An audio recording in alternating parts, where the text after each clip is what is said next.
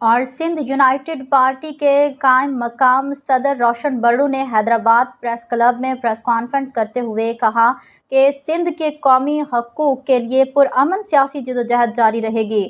شہید عرفان نگاری کے ورثاء کو ہراساں کیا جا رہا ہے۔ روشن بڑو مورو واقعہ کی تحقیقات کے لیے عدالتی کمیشن قائم کیا جائے۔ سندھ میں بدترین حکمرانی سے تمام ادارے تباہ کیے گئے ہیں۔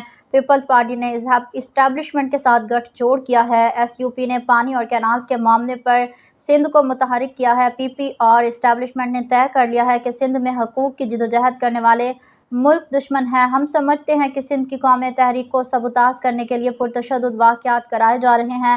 ببرولو دھرنے کی کامیابی کے رد عمل میں مورو واقعہ کرایا گیا ہے۔ پولیس لوگوں کو ہراساں کر کے پیسے بٹور رہی ہے۔ اس سلسلے میں وکلاء محرم الحرام میں مورو میں وکلاء کنونشن منعقد کر رہے ہیں۔